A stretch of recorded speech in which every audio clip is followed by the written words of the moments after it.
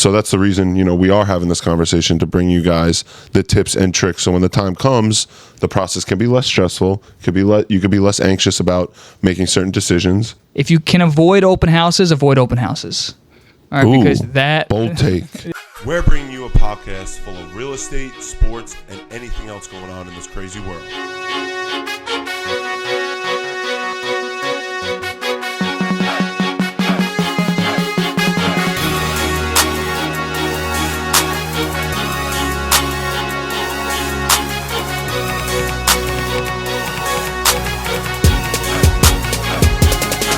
Welcome to the Inner Circle. Welcome to another episode of Inner Circle Podcast. Today it is just the boys and Ziggy. No guests today, but we got an exciting episode for you guys. We're going to talk about some tips and tricks when buying, from the mortgage side, the real estate side, some of the benefits of homeownership, go over some of the basics. And you can't forget the upgrades that we have recently done, painted the whole studio. We got new mics, all new lights, new setup, new cameras, and episode 10, baby. Yeah. Let's go. New mixer. We got a lot of good stuff for you guys. You guys have been giving us a lot of support, so we're trying to give back and keep improving for you. So, all right. So we're gonna dig a little deep now into the tips and tricks of when buying a home, and I think that kind of starts off with our main man here, Dan, with the mortgage side. If you can get it started, where first step of tip and trick. All right. So the first thing is to just be prepared with the documentation that you're going to need. It's going to help. It's going to expedite the whole process. It's going to streamline everything on our end to get you that pre-approval, which is the first thing you guys need as realtors. To get that pre-approval letter, you're going to need your W-2s, your pay stubs, and your bank statements.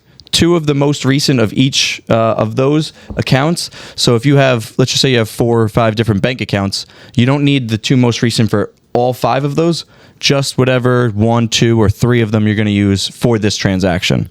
So you're going to need the 2 most recent of those bank statements, 2 most recent pay stubs, and 2 most recent W-2s or 1099s, whatever your tax return is. Yeah, make sure you write this down, because this is for us as agents that not that we don't go on appointments with someone who's not pre-approved. Maybe if it's a first time home buyer that we just want to meet and have that first in-person consultation that we have, but we don't take you seriously unless you are pre-approved. And then if you need one of us, obviously, Dan will be the man in charge. It'll just expedite the whole thing. It'll alleviate the 2 or 3 day extra time period of going back and forth, playing the phone tag, and trying to get you a written, organized list of everything. If you could just have a folder set up ahead of time for any of your lenders that you're going to use, W-2s, bank statements, pay stubs, and 2 forms of ID. Because then if you send that to your lender the same day, I know we could do it here at Meadowbrook. I could do it. You can get a pre-approval the same day. So let's just, you find out, hey, there's an open house on Saturday, Friday. If you need to get that pre-approval or by Saturday morning for your realtor, it could be done in one day. But if you call on Friday saying, hey, I need to get a pre-approval, what do I need? And then I give you the list, or whoever your lender is gives you that list, then you're scavenging around all Friday if trying to get that to work. If you already have all of those documents needed, just prepared for that time, and then you're like, oh, like, it's Friday, like we're going to go to a Saturday on we don't have a pre-approval, we're going to go to an open house, you can get it done that day still. Yeah, and if you have everything. It's more beneficial for the home buyers themselves to get this mortgages. I mean, because a lot of people like to scroll on Zillow and might find that perfect house, but now with this pre-approval, how much you can afford when buying a house. And now actually where we've had it in our past clients where maybe they only want to pay a certain price per monthly, right, for principal, taxes, and their mortgage payment. Now they can come to you to a certain price, and then you can work off a pre-approval based on that, right? Based on instead of doing you're pre-approved for $500,000, your payments are going to be X, or they're going to be in the 4,000s. If you say, hey, we want our payments to be under 4,000 or under whatever your limit, under 3,000 a month, you could take that amount and then be like, okay, well that at that price point for this amount of down payment, the house that you can go for is, $450 or $550, $600, whatever that is. But you could, instead of going off the purchase price, you can reverse it and just go off of that monthly payment price and try and stick to wherever you can go off of for that. I think the point of this conversation to talk about the tips and tricks, things like that, is because some people think of the home buying process as very stressful. They get anxious with it. But like you said, being organized, building a folder, getting all your documents prepared, that just alleviates stress, makes the process that much smoother. So that's the reason, we are having this conversation, to bring you guys the tips and tricks. So when the time comes, the process can be less stressful, you could be less anxious about making certain decisions. Yeah. And, because obviously it's the biggest purchase of your life. It's a big deal. You want to do it the right way. So knowing what to do beforehand, obviously, being prepared. I would say, like you said, get a folder and make a new email. So a lot of people will, what we did when we moved my family to another house is we started an email with that address. So you could do that later on. So you open an email with that address at Gmail, at AOL. And then anytime you sign up for a Home Depot card, or you sign up you get an Optimum account, you get your phone bill, any of that stuff, you just, when they ask you for your email, instead of giving your personal email, you give that house, or you say investment property 2 at Gmail, whatever that you end up making. Mm-hmm. And then everything gets sent there. So that's great. You need to get a file. You need to get somebody emailed me something 2 weeks ago. Instead of scrolling through 2 weeks of personal emails, which could all your or bills, work, your bills too. You just can go to that spot. email address and have a folder for that? Yeah, no, I honestly, it took me for my third house to actually finally realize that, because now me and Becky are just finally made a combined email for this house with all the documents sent, all PSEG, All your bills in oil there. bill, anything we buy from Home Depot or Home Depot credit card, like you just said. We have that all in one thing, so we can kind of really keep track of our finances and expenses. Now that's a tip and trick. Getting a document organized is one thing. Yeah. But that is something start people start a wouldn't new think about. email, start a Love new, that one. get a separate folder. One of the folders that I hand out, especially at open houses and everything, because some people, they don't know that part. They may not see. They're not going to see this video. Some of them, and they're going to go there and be like, "What do I need?" At open houses, some people, I'm sure you've seen it, just show up, no realtor, no anything. They just say, "Oh, I saw an open house sign. We just stopped by." So in the folders that I hand out there, it has, when you open it up, on one side is the step-by-step, the process of the mortgage. It'll have your list of all the documents you need. So it's like the pre-approval gets handed out, then it goes to underwriting, then processing, then it gets to all the steps until it gets to clear to close. And then on the right side, it has a list of all of the documents. It says 2 pay stubs, 2 W-2s, 2 forms of ID. All of those, if you're retired, your pension letter. If you're a veteran, you have a VA letter. All those things. There's a list on the other side. So when you're scrolling through, I don't have that written down paper of all the documents I need, but I have my folder with some of the documents in it. You just push the papers to the side, and on the back of it is all the rest of the list. Yeah, I think it's so important. Just to go back on what you said before, also, obviously, you start off with getting the paperwork, and then I think what Tyler said is the homeowners or the home buyers knowing what their monthly payment is. I feel like we run into that more, and we advise them to go that more route rather than, all right, I can afford 500, 600,000. Knowing your monthly payment, I just feel like personally makes yourself more comfortable. Yeah. You know what you're getting into. Yeah. It's like forget your buying power. Forget how much you can possibly purchase. Forget that. Go have that conversation, whether if it's with a loved one or your spouse, whoever it is, to see how much financially you can afford per month, and that's the best way to do it. Yeah, because even with if you're doing an investment, if it's you and another investor, if you know you're going to put the 20, 30, 40% down, you still have to think about how much monthly is going to be taken out of, whether it's your LLC or if you're going to use the DSCR and get the money off of the rental income. You're going to want to know, okay, instead of it being the property is, like you said, the purchase price, you want to know month in and month out what's going to be coming out of what account. I think that's more beneficial to know than your buying power. Of course, Yeah. 100%. Once they have that conversation with you, and now it's switching over to us, they find a realtor. Well, actually, a huge tip is find a realtor. Team Eagle and LaCava. The big boys. Yeah, and then you want to have that first consultation. I mean, and we suggested that almost interview your realtors when you're going for that home buying process, because I mean, again, this is representation of you, and they advising you on an important financial decision. So have that interview, see what they can do, lay it all out in front of them. When we have that first initial consultation, we like to get personal.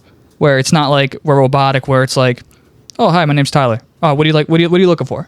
You know, kind of excellent. What they do, kind of build rapport with the buyers and lay it all out there and kind of go over every single step along the whole entire way, especially with first-time home buyers. Toward the end of that consultation, or I'm sorry, toward the end of by the end of when we get them a house, we always wind up being more friends with our clients, and we wind up being clients with our clients. You know what I mean?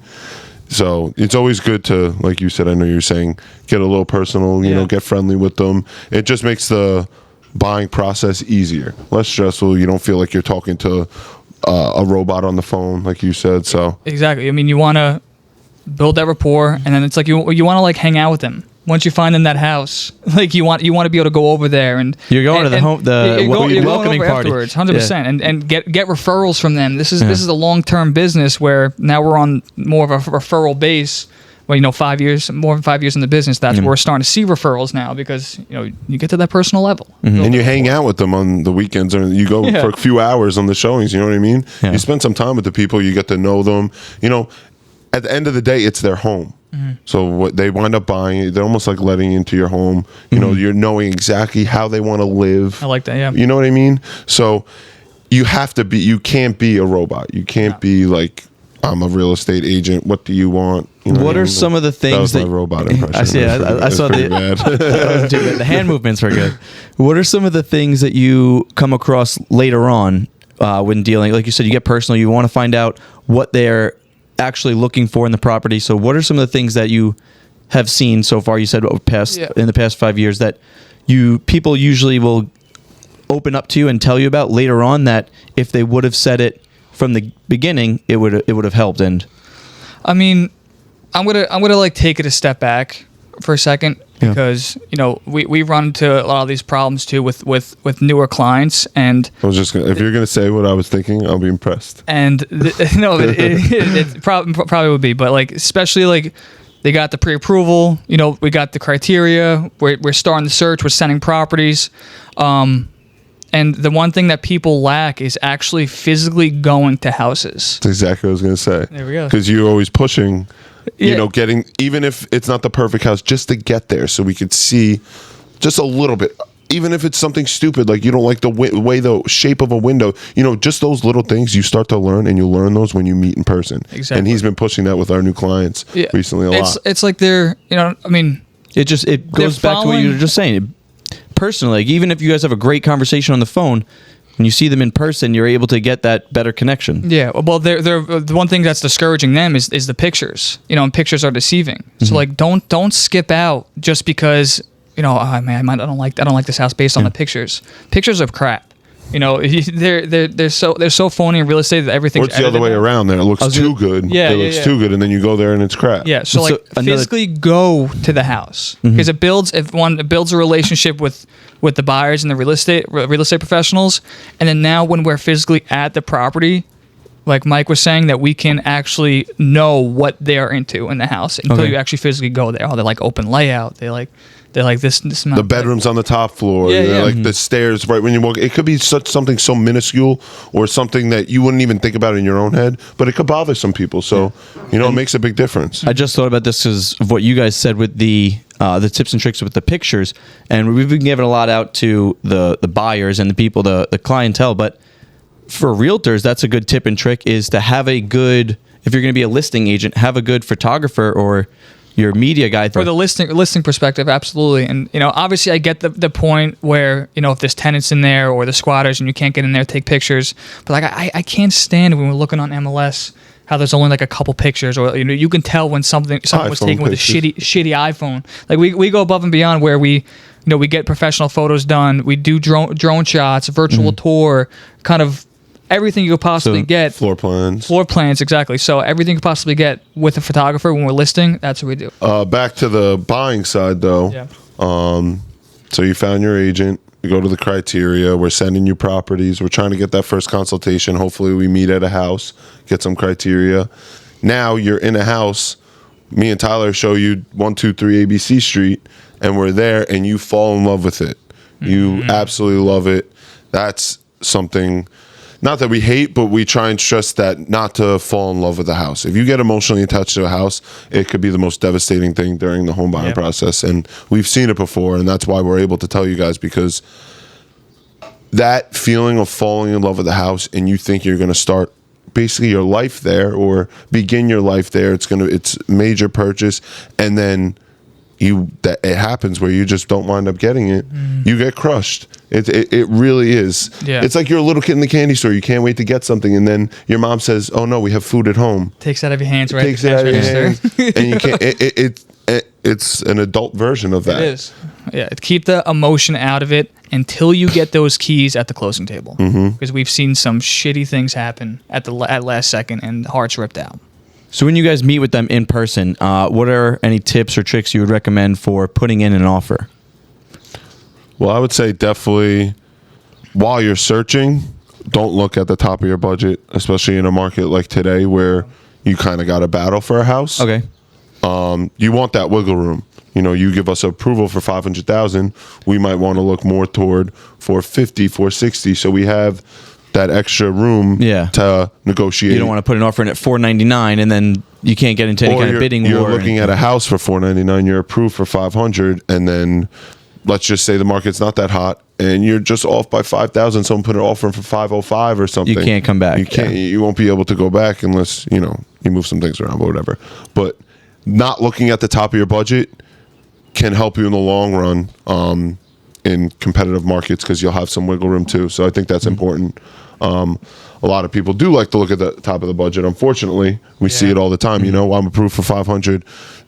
I want a house for $500,000. I want all that I can get. But from what I've seen, those people are typically the ones more emotionally invested too, because they just want to get, not that they want to get the best of the best. Obviously, everybody wants a good price point for what you want to get back, what you're putting in, but they're the ones that are more so, they don't see it as that side of it. So once you say, hey, we're putting an offer in for $499, it's somebody put in $505, we can't come back at $510. Well, why not? Like, I want to be because you're only approved for $5. So if you have that same conversation with somebody approved for $5 but at $460, somebody put in at $465, all right, well, can we do $470? Yeah, if you want to. Then I feel like they're a little bit more level-minded. So we have those conversations with our clients too, just to not lower expectations, but be more realistic with them, so they know where we're coming from. And you explain that. There's no way someone doesn't understand that, especially in a market like today. You can't negotiate if you're only approved for $500 if you're putting in if the house is listed for $499. And that ties in with the mortgage. Like, another tip and trick is, don't forget about closing costs and the money that has to be put into escrow and other. It's not just, hey, this house we'll just keep using the $500,000. I want to put down $50,000. Okay, $50,000, and then now you're in the house and you have regular payments.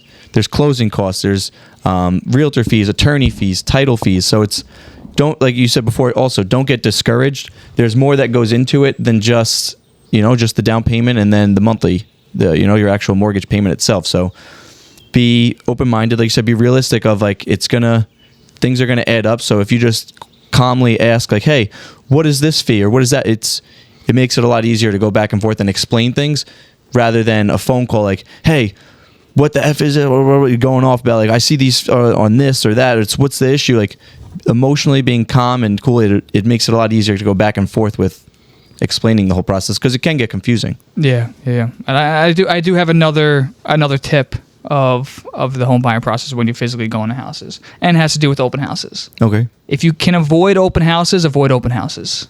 All right, Ooh, because that bold take. That's because if they are accepting private showings, personal showings, where it's one-on-one buyer to sellers there, both the agents are there, I would highly suggest that, and set up a personal showing for a house. And what you should do is really look around the house and figure out a way how to build rapport with the seller. Because these sellers, the sellers that are in the house for 20, 30, 40 years now, they're emotionally attached to that house. So connect with them. Ask them what they do for work.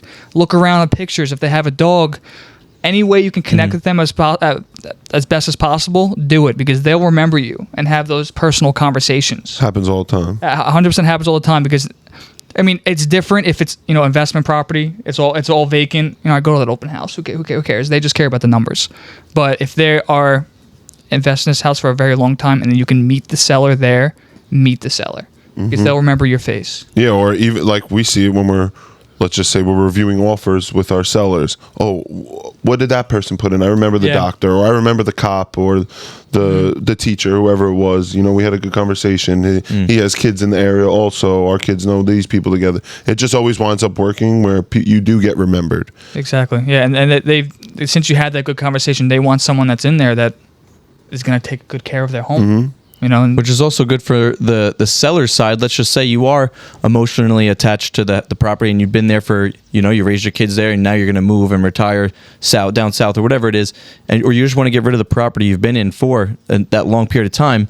If you're a seller, stick around at one of the open houses and try and it may take some of the stress out of it, or like the doubts about, oh, should we even be selling right now? If you are at that point where you're not really, maybe let's just see what we can get for it. Like, couple, you know what I mean? I'll be honest with you. I was gonna say, I have to go against you with that one. Tell our sellers to not come to the open houses. We don't want them there. Just because, like, unless it's a private showing, you're saying? Yeah, if it's a private showing, that's fine. And I'm not going to tell myself. I mean, COVID's over now. They don't have to leave the house. Like, the sellers can chill. Wednesday night, you go on a showing. The sellers are going to stay there. So that's why you get a more personal. Open houses, you kind of don't want like the seller like creeping around, watching everyone. Yeah, because you got to think in the buyer's perspective. It's like, all right, they're not going to really engage in this house, look around, take their time, open up closets and all that stuff. They're going to be a little intimidated. Some buyers are intimidated. Some people aren't. Okay. They won't give a shit. But yeah, we tell they ask us once in a while, like, should we stay in the open house? No, go. Okay. Go. We just want open the idea to private showings. Instead. Okay. So private showings, I like when the seller's there and the buyer's there. They meet and go over all the personal crap. But yeah, no, open houses, they got to get out of there. Got it. Okay. They got to go. So sellers, be open-minded to the private showings. But yeah, we got the pre-approval. We're sending houses. Now we found one that you like. You made a connection with the seller. Now you put in an offer, and now you got a home. Should we get into the benefits of home buying? Oh, hell yeah. Yeah, let's do it. You got, right off the bat, obviously, the equity. So it's over time, it's just going to, every payment you make, if you're renting, you give your landlord $2,000, you don't get anything for that other than that month. Ugh. I hate when people say that. But because I know it's the truth. I know it's the truth. Yeah, so it's tough. But if let's just say, obviously, if your mortgage payment is $2,000 a month, after whatever of it goes to the interest and the taxes, let's just say $1,500 of it goes towards the value of that house. Now that $1,500 isn't gone anymore. Now, that's like a separate savings account almost, and the house is that savings. Yeah, and then obviously you got home value of the house will rise. Yeah. If it does crash, if it takes a hit, 10, 15 years, you're in that house, and eventually it's going to get back up. Back. It always bounces back. Bring it around town, like SpongeBob said. If you ever have the ability to buy, and you should take advantage of it, and don't miss an opportunity just because you're like, oh, I'll wait down the road. Like maybe something better come along. If you can, and you are looking, then you should take advantage of it. Yeah, I mean, if you and also now, if it's bringing it around town again, you got that 10, 15 years down the road, then you can build wealth from equity. You can do a refinance, cash out refinance. Take some of it out, go reinvest it somewhere else. Yeah. Do you construction around your house, build even more value into the house. Get the vacation home or like the lake house. Oh, hell yeah. Lake house Airbnb, it just came up, right? Not to get too far off the top. I have to announce it. I got to promote it a little bit. Airbnb, we just opened up our first Airbnb in Pennsylvania on the lakefront, Lake Wallenpaupack. It's a 3-bedroom. It sleeps a total of 8, I'll say maybe 9. Nine on a couch. You could squeeze even more than that. We fit probably a good amount of like 15 people there at one point. On air mattresses on the floor, but that's just. But you don't recommend it now No. It's listed as 3 bedrooms, another spare sunroom with a pull-out sofa. I mean, you're right on the lake, private dock, cornhole there. You got grilling, fire pit. So many things to do. You can go tubing, boating, jet skiing. All right. Yeah, hit me up. I love that house. Yeah. Love that house. Hit me up. We're in the lake. Bring it back to what we were talking about. So Nice plug. the Airbnb property, or just in general, you take some cash out and You're able to go on a nice vacation. You know, 10, or 15 put an extension on your house, or Put money back into it. update something, so then your house is even worth more. I think that's kind of what we were getting at. Yeah, and you got obviously some small things too, where it's like, you know, tax deduction and building credit. You know, all having those small to things. be able to be more creative with your own living space. Like if renting, to go back to that, you can't just necessarily, you could use some painting and get new furniture, but you want. You can't knock down a wall and be like, oh, I want to make this, or make the kitchen bigger, the living room smaller. If you have your own property, once you take the cash out, or if you have the money to do it up front, you could make whatever changes you want to. And it hasn't happened to me yet, but I'm assuming this is like a small benefit or just like a good feeling. When they hand you that keys, it's got to be one of the best feelings that, you know. I know, like I said, it hasn't happened to me yet, but I know I could tell by our clients, and I'm sure it's happened to you. It just got to feel good to just have a place you call home. An apartment's one thing, but having a place you call home with your own backyard, your own front yard, your own front door, whatever it may be, it's just got to be a good feeling to own a home. It's like it's like a relief sign where you get that keys, that battle you've been through of putting in offers and waiting period to get your loan approved and officially closed. It probably goes 100%. into also like getting rid of the stress in the back of your mind, where if you're at an apartment complex or renting, like at any given time, if you're renting a house, somebody could be like, oh, we're selling our house. Like, sorry, they don't want to keep. And it's like, you know, that as long as you make your monthly payments for your mortgage and your other expenses and bills, your house is never going anywhere if you don't want it to. It's the foundation, like you said. It's got to feel like refreshing and solid, and like a good. I just feel like feeling. as a renter, and I'm sure other people feel like this too. Probably not all, though. I would probably not all renters, but I would say a good majority of them. And I know myself. I just feel like I'm not at the finish line yet. I feel like buying that home, that's when I know, all right, that's where I'm going to be for a majority of my life. That's where I'm going to settle down. You know, I'm going to be there for the next 20, 30, 40 years, whatever it may be. Right now, as I'm renting, I feel like, you know, I'm not at the final step yet. There's still a step to go. So there's a little bit of stress and anxiety that comes with that. Yeah. So I think getting those keys on that day will release a lot of stress, and you know good things are coming. Yeah. You're going to start a life for there. So that is the tips and tricks when buying a home. Some benefits of home ownership. If you guys want to leave any comments, make sure to like and subscribe. And if we missed anything, let us know. Yeah. We hope you like all the changes, the new intro video. Let us know in the comments what you think. Welcome to the Inner Circle.